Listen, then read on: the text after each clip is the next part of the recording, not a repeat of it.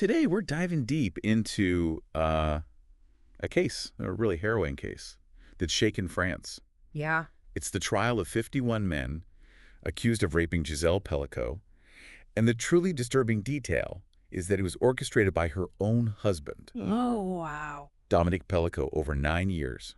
Over 9 years. 9 years, that's right. Wow. 9 years of systematic abuse, and it involved men from all walks of life. Really? A nurse, a journalist, we're talking a prison warden, even a local council member. It's a lot of people. Yeah, it's a case that's as complex as it is horrifying. I can imagine. We're using an in-depth article from The Guardian Okay. to guide us as we unpack, all the disturbing details of this case, explore the backgrounds, the testimonies of some of these men. Okay. Try to understand why Gisèle Pelicot made the incredibly courageous decision to waiver anonymity.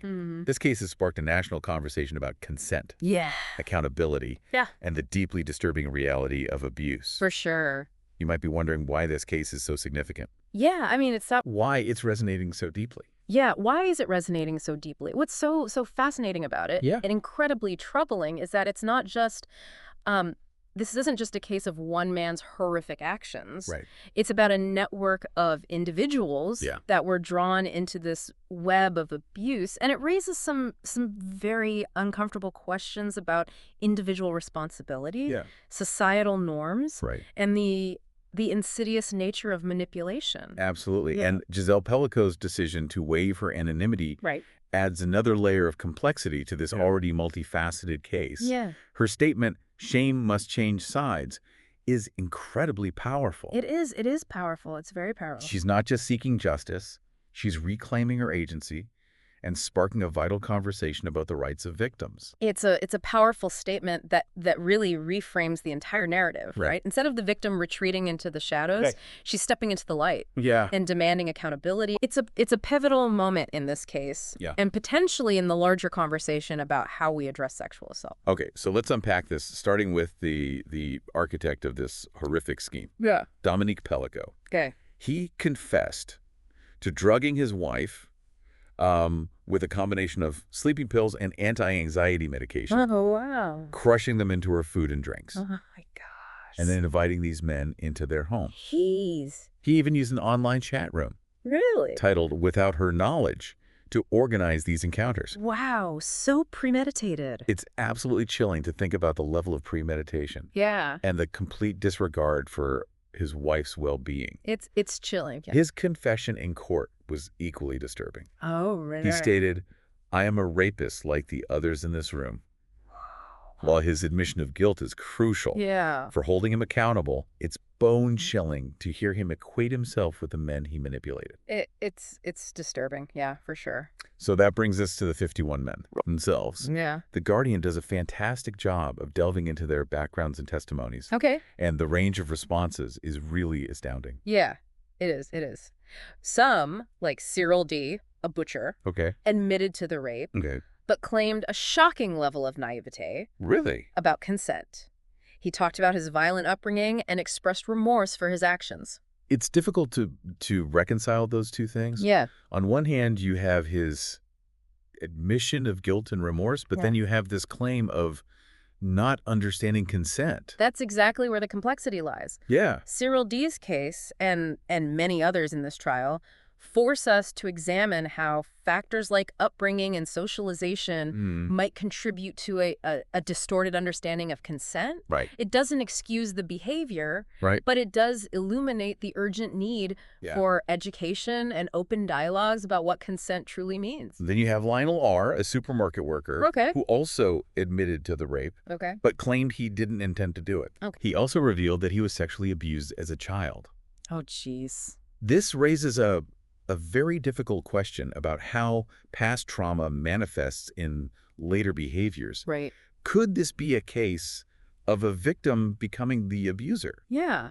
And if so, what does that tell us about how we address and heal from trauma as a society? It's a deeply unsettling possibility, and it underscores the profound and long-lasting impact of trauma. Yeah. It's not a justification for harming others, but it does suggest that we need to look beyond punishment and consider the role of trauma in these complex situations. And then there's Gisele, a former fire officer, Okay. who vehemently denied the rape charge. Okay.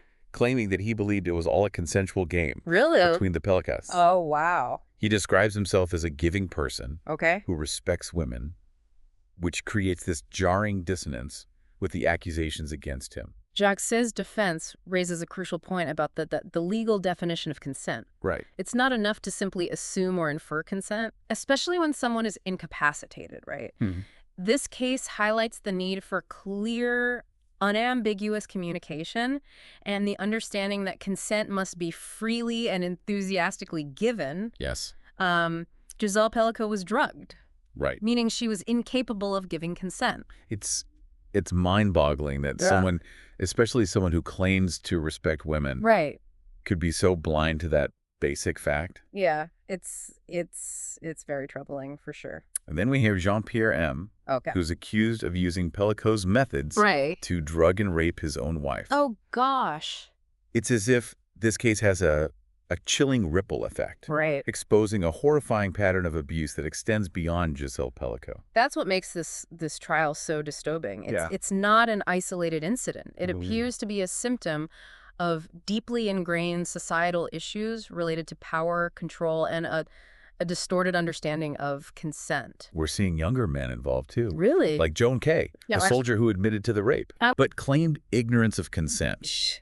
This really underscores the critical need for education and awareness, Right. starting at a young age. Right. It's not enough to simply assume that young people understand these complex concepts. Yeah. We need to have open and honest conversations Right. about consent, healthy relationships, and the importance of respecting boundaries. I completely agree. We need comprehensive sex education Yes. that goes beyond the biological aspects and Yeah. addresses the social and emotional dimensions of relationships, Right. consent, and respect. Now remember Hussein D.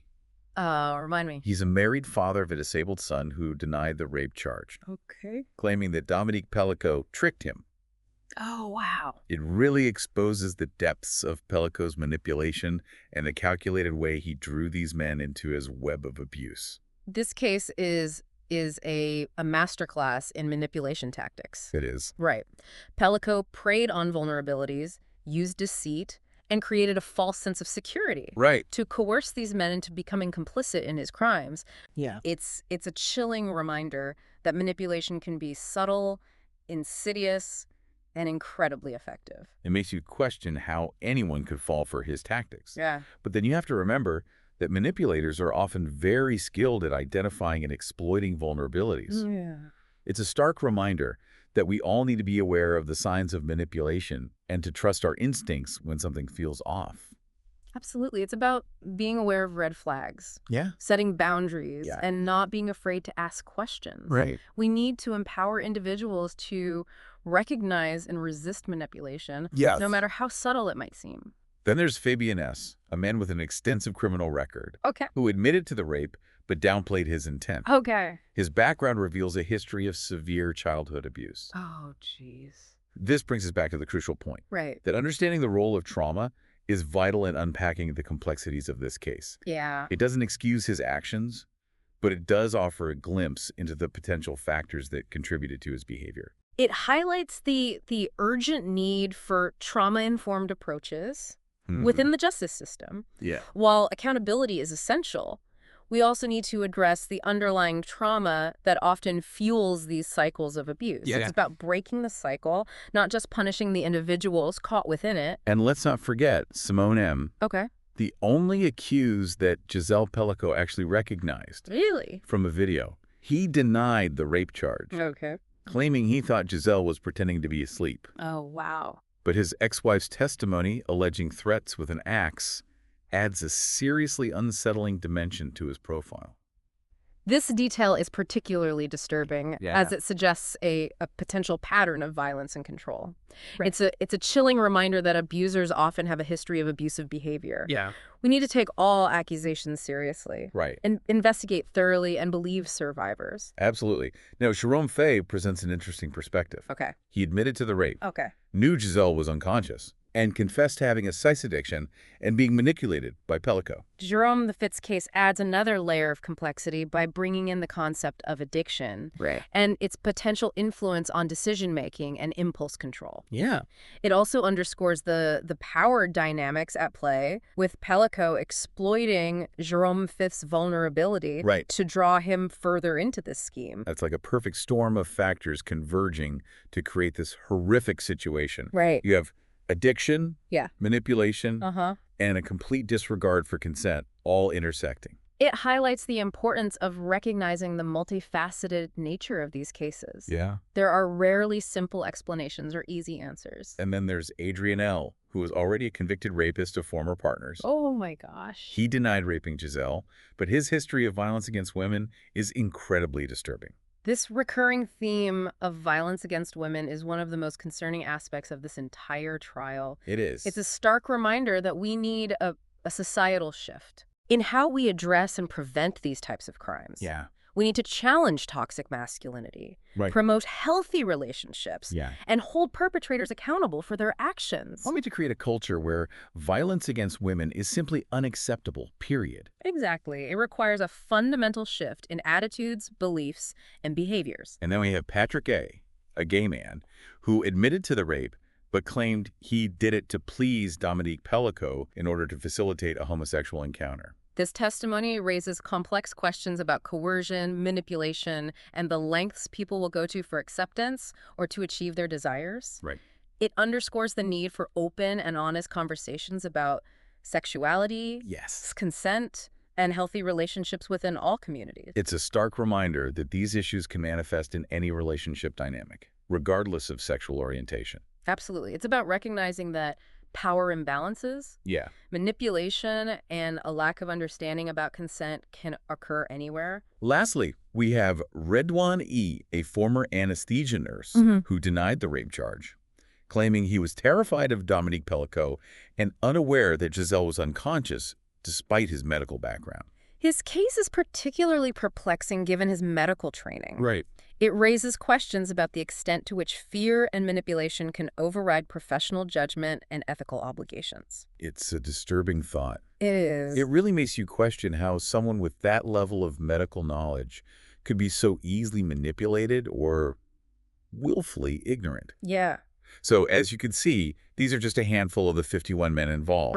Each story is unique and complex, yet disturbingly interconnected by this case. Exactly. It's not a simple black and white situation. There are layers of nuance, personal histories, and societal factors that all contributed to this horrific series of events. And while the legal process will ultimately determine guilt or innocence, we have to acknowledge the larger systemic issues at play. What's particularly striking as we've delved into these individual stories is that several recurring themes emerge. And these themes, I think, are what make this case so unsettling and thought-provoking. You're right. These themes, they transcend the specifics of this case and offer a glimpse into some of the darker aspects of our society. They challenge us to confront uncomfortable truths about consent, manipulation, and the cyclical nature of abuse. Let's dive into those themes now. The first theme, and perhaps the most significant, is consent. We've seen such a wide range of interpretations of what constitutes consent, with some men claiming ignorance or misunderstanding. This reveals a deeply troubling lack of clarity and education surrounding this fundamental concept. It's as if there's this dangerous gray area where some men believe they can justify their actions by twisting the definition of consent. And it's heartbreaking to think that Gisèle Pelicot was subjected to this for so long, with these men rationalizing their behavior through these warped perceptions. This trial exposes a critical societal blind spot when it comes to understanding and respecting consent. We need to move beyond the notion that consent is simply the absence of a no. It needs to be active, enthusiastic, and freely given, and it can be revoked at any time. This case throws a harsh light on the need for continuous education about consent, healthy relationships, and recognizing red flags in potentially abusive situations. It's clear that we need a fundamental shift in how we talk about and teach consent. Absolutely. It's not just a box to be ticked. It's an ongoing dialogue that requires mutual respect and understanding. And that brings us to another significant theme, manipulation. Dominique Pelicot's tactics were insidious. They were. He exploited vulnerabilities, preyed on desires, and used deceit to coerce these men into becoming complicit in his abuse. It's like he created this elaborate web of deceit, luring these men in with promises of a certain kind of encounter. Yeah.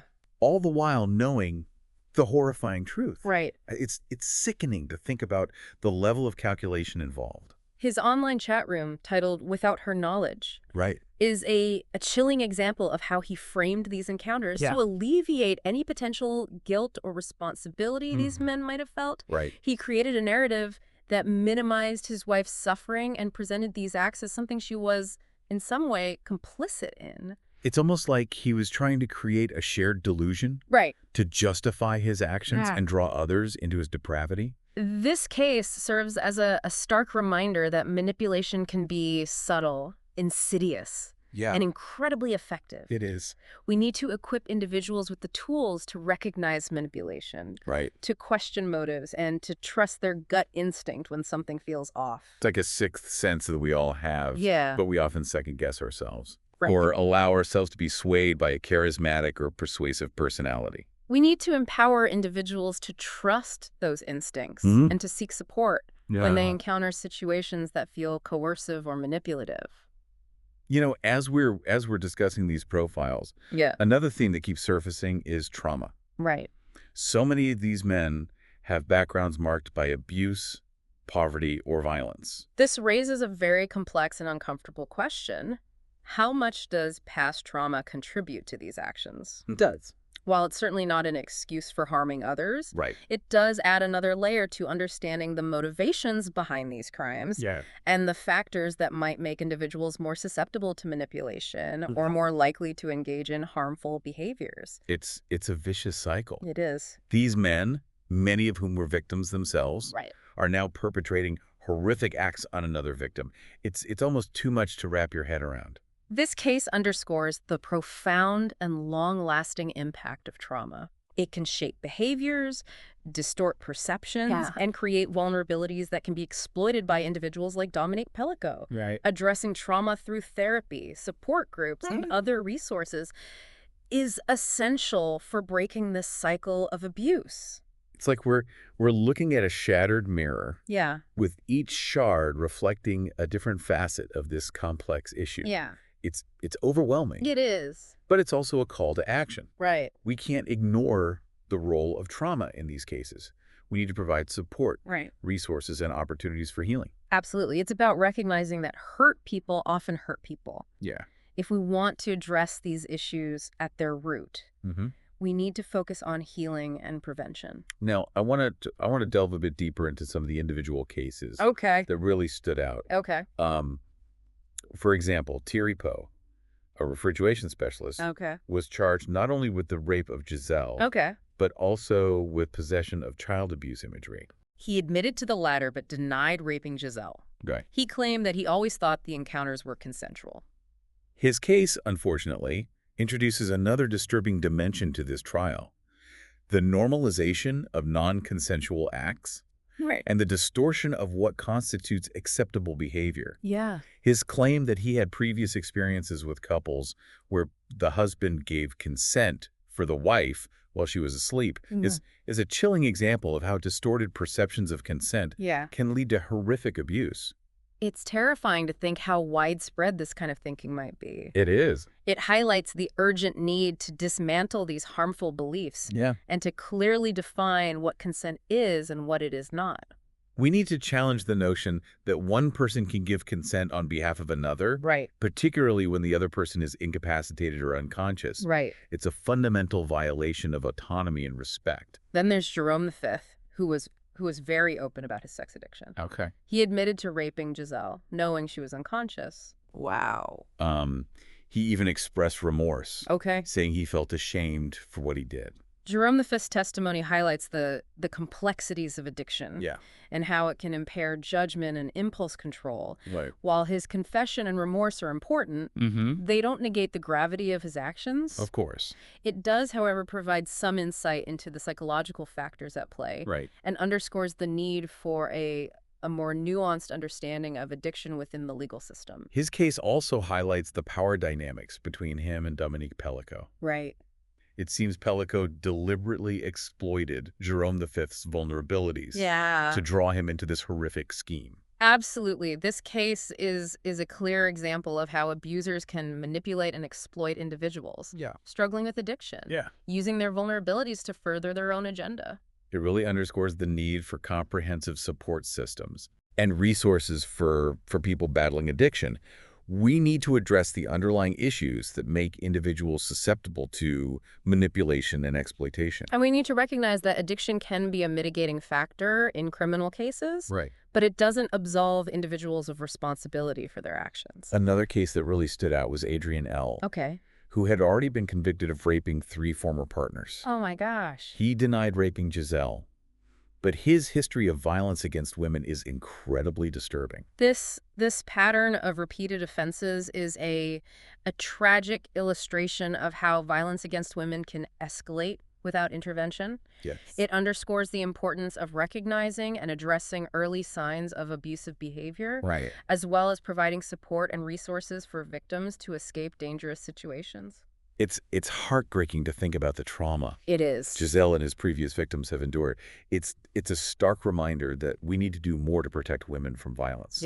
And to hold perpetrators accountable for their actions. This case serves as a stark reminder that violence against women is a pervasive societal problem. It is. That demands a multifaceted approach. Yes. We need to challenge deeply ingrained attitudes, promote healthy relationships, and create a culture where violence is not tolerated. It's about creating a society where women feel safe, respected, and empowered. Precisely. It's about dismantling the structures and systems that perpetuate gender inequality and violence. Now, I can't imagine the emotional toll this trial is taking on Gisèle Pelicot.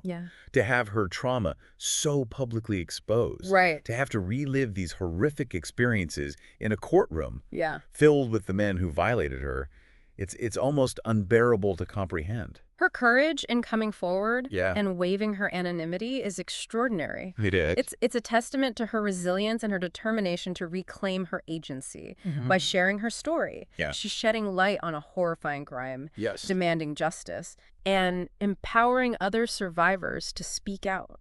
It's an incredibly powerful act of defiance. It is. She's refusing to be silenced or shamed. Exactly. And by stepping into the public eye, she's challenging the stigma and shame that often surround victims of sexual violence. She's shifting the narrative and saying, this happened to me and I will not be silent. It's a message that resonates far beyond the courtroom. Absolutely. It's a message of hope and strength for other survivors. It's a message that says, you are not alone. Your voice matters. You deserve justice. It's incredibly inspiring to witness her strength and determination. It is. In the face of such unimaginable trauma. It's a powerful reminder that even in the darkest of times, the human spirit can prevail. And that by speaking out, by demanding justice, we can begin to heal and create a better future. This trial has undoubtedly shaken France to its core, sparking national conversations about consent, abuse, and the legal system. It's a wake-up call demanding that we all do better. As individuals, communities, and as a society. It's a moment of reckoning. We can no longer turn a blind eye to these issues. We need to have honest and difficult conversations about consent, power, and respect. You know, as we're nearing the end of our deep dive into this case, I keep coming back to the sheer number of men involved. 51 men. The 51 men. It's a stark reminder of the pervasiveness of these issues. It is. And the work that needs to be done to create a safer, more just world. The fact that this case involves individuals from such diverse backgrounds, professionals, blue-collar workers, even a local council member, highlights the need for education and awareness across all levels of society. It's a sobering reminder that these issues don't discriminate. They don't. They can exist anywhere. Among anyone. And that's why it's so crucial to have these difficult conversations, to challenge harmful attitudes. And to create a culture of respect and consent. Yeah. We all have a role to play in preventing future tragedies. Absolutely. Now, we've covered a lot of ground in this deep dive. Yeah. But I want to circle back to a point you made earlier about Gisèle Pelicot's decision to waive her anonymity. Right. It's such a powerful act of defiance Honest. and a testament to her strength. It's a decision that has sent shockwaves through France and beyond by choosing to make her story public. She's not only seeking justice for herself, but she's also giving a voice to countless other survivors who have been silenced by shame, fear, or a system that often fails to protect them. It's a powerful reminder that survivors have the right to control their own narratives and to demand accountability from those who have harmed them. Absolutely. But this case goes beyond the individuals involved. It does. It forces us to confront some uncomfortable truths about our society. Exactly. This case has ignited a crucial conversation. Forcing us to confront uncomfortable truths about consent, abuse, and the urgent need for systemic change. It's a call to action for all of us to be more aware, more informed, and more committed to creating a world where these horrors are no longer tolerated. You know, as we wrap up this deep dive, I can't help but feel a mix of emotions, sadness, anger, but also a sense of hope. It's a natural response to such a complex and harrowing case.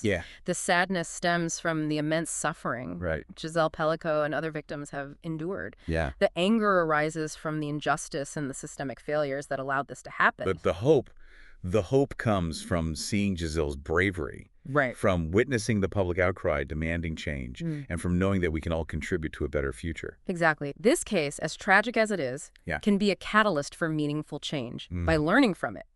By challenging ourselves and our communities, we can create a world where consent is understood, respected, and upheld, where abuse is not tolerated, and where survivors are supported and empowered. It's a responsibility we all share. And it's a responsibility we can't afford to ignore. We can't. This trial is a stark reminder that the fight for justice, equality, and respect is far from over. It's not. But by engaging in these difficult conversations, by supporting survivors, and by demanding systemic change, we can create a future where these horrific acts are no longer tolerated. So, as we always do, we want to leave you with a question to ponder. Okay. Given everything we've discussed, how can we as individuals and as a society work to prevent these types of tragedies? What role does education, awareness, and challenging harmful power dynamics play in creating a world where consent is not just understood, but truly embodied in our relationships and interactions? Thank you for joining us on this incredibly important deep dive.